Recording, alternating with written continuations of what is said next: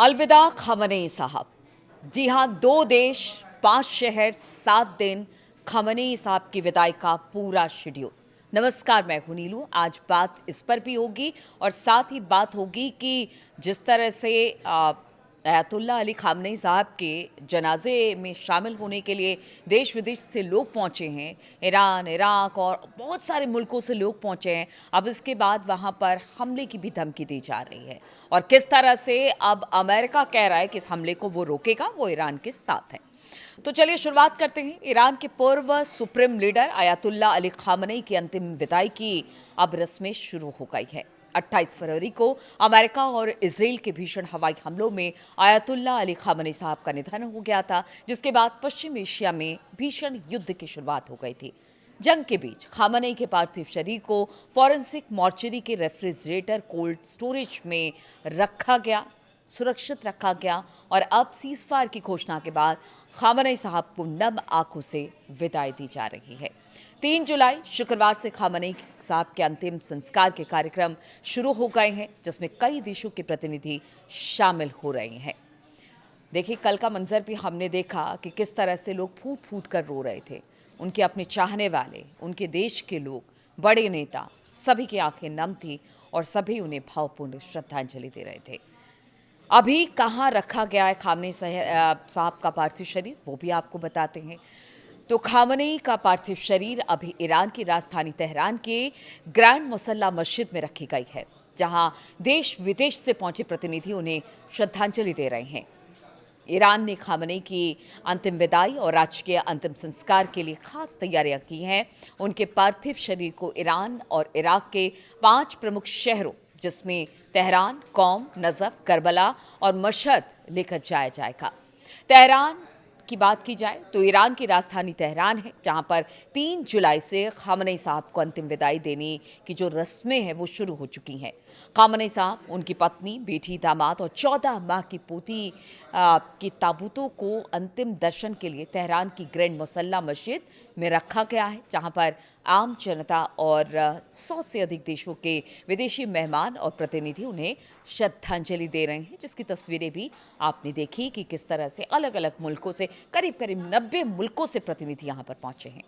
3 दिन तक खामनेई साहब का जनाजा यहीं पर रखा जाएगा और ईरान के भी अलग अलग जगहों से लोग पहुंच रहे हैं, अपने हाथों में झंडे लिए हुए हैं और इसके लिए भी तमाम तरह की सुविधा ईरान सरकार ने दी है। चाहे वो मेट्रो हो, ट्रेन हो, ट्रेनों को लगाया गया है ताकि ज़्यादा से ज़्यादा अंतिम दर्शन के लिए जो ईरानी जनता है वो पहुंच पाए। देखिए, 6 जुलाई को तेहरान के विभिन्न हिस्सों से खामनेई साहब की अंतिम यात्रा निकाली जाएगी, जिसमें लाखों लोग शामिल होंगे और इसके लिए अभी से लोग तेहरान पहुंचने शुरू हो गए हैं। अब बात करें कोम की, तो चौथे दिन यानी कि ईरान की राजधानी तेहरान से खामनेई साहब का पार्थिव शरीर कोम लेकर जाया जाएगा। 7 जुलाई को वो कोम पहुंचेगा। कोम शिया इस्लाम की शिक्षा का प्रमुख केंद्र है और यहाँ खामनेई साहब की अंतिम विदाई से जुड़ी कई धार्मिक रस्में भी निभाई जाएंगी। बात करें नजफ की, तो कोम के बाद खामनेई साहब का पार्थिव शरीर इराक ले जाया जाएगा। 8 जुलाई को खामनेई साहब का ताबूत इराक के पवित्र शहर नजफ लेकर जाया जाएगा। नजफ शिया समुदाय के सबसे पवित्र स्थलों में से एक है। यहाँ इमाम अली दरगाह में सार्वजनिक अंतिम यात्रा निकाली जाएगी और इसके बाद करबला। नजफ के बाद खामनेई साहब का पार्थिव शरीर इराक के पवित्र शहर करबला लेकर जाया जाएगा और फिर यहाँ इमाम हुसैन और उनके भाई अब्बास की पवित्र दरगाहों पर खामनेई साहब का अंतिम जुलूस निकाला जाएगा। इसके बाद बारी आती है मशहद की, तो 9 जुलाई को सभी धार्मिक यात्राओं के बाद खामनेई साहब के पार्थिव शरीर को वापस ईरान के उत्तर पूर्वी शहर मशहद लेकर आया जाएगा।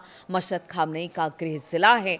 9 जुलाई को ही उन्हें मशहद की ऐतिहासिक और पवित्र इमाम रजा दरगाह परिसर में सुपुर्द खाक यानी कि दफन कर दिया जाएगा। इन 5 शहरों को ही आखिर क्यों चुना गया उनकी अंतिम यात्रा के लिए, तो आपको बताते हैं कि ईरान और इराक की ये 5 शहर इस्लामिक मान्यता और खासकर शिया समुदाय के पवित्र केंद्र हैं। ऐसे में सालों तक दुनिया के सबसे बड़े शिया धर्मगुरु रहे ईरान के सर्वोच्च नेता अयातुल्ला अली खामनेई साहब के पार्थिव शरीर को इन सभी जगहों पर लेकर जाया जाएगा। अमेरिका इजराइल के साथ चले भीषण जंग के बाद हो रहे इस कार्यक्रम के जरिए ईरान दुनिया को अपनी ताकत भी दिखाना चाहता है कि कि आप सोचिए कि इतनी सारी पाबंदियों के बावजूद भी अगर इतने मुल्कों के राजनयिक शिरकत कर रहे हैं इस अंतिम यात्रा में खामनेई साहब के, तो कहीं ना कहीं ईरान ये बताना चाहता है कि उनके साथ अभी भी दुनिया के कई मुल्क खड़े हैं। मीडिया रिपोर्ट के अनुसार खामनेई साहब का अंतिम संस्कार अपनी तरह का दुनिया के सबसे अलग और बड़ा आयोजन हो सकता है। खामनेई साहब की अंतिम विदाई में 1.5 से 2 करोड़ लोगों के शामिल होने का अनुमान भी लगाया जा रहा है। अंतिम संस्कार में शामिल होने तेहरान आ रहे आम लोगों के लिए मेट्रो और सरकारी बसें मुफ्त कर दी गई। बाहर से आए लोगों के लिए होटल के किराए को कम कर दिया गया है। स्पेशल ट्रेनें चला दी जा रही हैं। स्कूल मस्जिदों में भी लोगों के ठहरने की व्यवस्था की गई है। हालांकि मस्जिदों को काले कपड़ों से भी ढका गया है। ये शोक का एक प्रतीक है। अब ईरान सरकार इस अंत्येष्टि को राष्ट्रीय एकता और साझा शोक के प्रतीक के रूप में अब लोगों को दिखाना और बताना चाहती है और इसके प्रयास कर रही है। आधिकारिक आयोजन निकाय द्वारा साझा किए गए अंत्येष्टि के प्रतीक के रूप में आयतुल्ला अली खामनेई की बंद मुट्ठी के साथ हमें उठना होगा का नारा अंकित है। लेकिन तेहरान में तनाव और सन्नाटा इस वक्त छाया हुआ है, जो क्रांति के जनक सर्वोच्च नेता आयतुल्ला रुहुल्लाह खुमैनी के भावपूर्ण अंतिम संस्कार से बिल्कुल विपरीत है। तब लाखों लोग रोते बिलखते खुमैनी के अंतिम संस्कार के जुलूस में उमड़ पड़े थे। उनको रोकने के लिए गार्ड्स को लगाया गया था। लेकिन आज जिस तरह से आज से जो कल से शुरू हो गया है आयतुल्ला अली खामनेई साहब के अंतिम यात्रा का दौर, उसको लेकर इस वक्त पूरे ईरान में गम का माहौल है और ये करीब 4-5 दिन तक चलेगा। लेकिन इसी बीच एक बड़ी खबर सामने आ रही है। बताया जा रहा है कि हो सकता है कि इजराइल इस दौरान हमला कर दे। देखिए, बात मुसाद की हो रही है तो हमने पहले भी देखा था कि किस तरह से हमास के चीफ को भी मारा गया था जब वो एक कार्यक्रम में ईरान पहुंचे थे। अब ऐसे में चाहे वो 1-2 करोड़ लोग हों, बहुत सारे लोग हों, लेकिन क्या पता क्या हो जाए। इसीलिए ईरान ने भी अब धमकी दे दी है इजराइल को कि अगर आपने इस कार्यक्रम में खलल डालने की कोशिश की तो फिर इजराइल को बख्शा नहीं जाएगा। और इसीलिए अब अमेरिका भी एक तरह से कह लीजिए कि ईरान के साथ है, क्योंकि ईरान को लेकर उसने कहा है कि हो सकता है, और एक तरह से आगाह ईरान को अमेरिका ने किया है। आप सोचिए, जिनके हमले से खामनेई साहब की मौत हो गई, अब वो भी ईरान के साथ खड़ा है और ये बता रहा है कि हो सकता है कि इजराइल हमला कर दे। इसी बीच खबर ये भी आ रही है, देखिए बहुत सारी बातें, इस बीच खबर ये भी आ रही है कि डोनाल्ड ट्रंप ने नेतन्याहू को अमेरिका मिलने बुलाया है। अब बहुत ज़्यादा जानकारी इसको लेकर नहीं मिली है, कब है, क्या है, कैसे मुलाकात होगी, लेकिन मिलने के लिए बुलाया है। और देखिए, बातचीत इस वक्त चल रही है ईरान अमेरिका में, और उसी समय अगर ट्रंप बुलाते हैं नेतन्याहू को मिलने के लिए तो इसके क्या मतलब है, ये भी समझने वाली बात होगी। लेकिन इस वक्त पूरा ईरान गम में डूबा हुआ है और खामनेई साहब का बदला लेने के लिए, और लगातार अमेरिका के खिलाफ हमने सड़कों पर भी देखा कि किस तरह से इनकलाब मतलब मुर्दाबाद के नारे वहाँ पर लगे, अमेरिका को लेकर मुर्दाबाद के नारे ईरानी जनता की तरफ से लगाए गए। तो यानी कहीं ना कहीं गुस्सा है, मातम के साथ गुस्सा भी है कि अमेरिका और इजराइल के हमले में ही उनके बड़े नेता की मौत हो गई, तो बदला तो लिया जाएगा।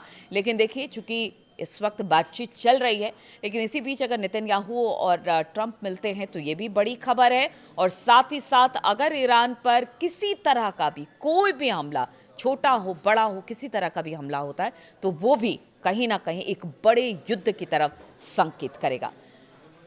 तो गम का माहौल है और गम के माहौल में ही सारे लोग इस वक्त डूबे हुए हैं, लेकिन बातचीत अपनी जगह है, वो चलती रहेगी। फिलहाल बहुत बहुत शुक्रिया मेरे साथ इस वीडियो में शामिल होने के लिए। आपके कमेंट्स का इंतज़ार रहेगा और आपके कमेंट्स पढ़कर अच्छा लगता है। एक तरह से कह लीजिए कि आपको अच्छे वीडियो बनाने को लेकर, आप लोगों के कमेंट को लेकर प्रोत्साहन मिलता है, इसलिए कमेंट ज़रूर करते रहिएगा। बहुत बहुत शुक्रिया आपका मेरे साथ जुड़ने के लिए।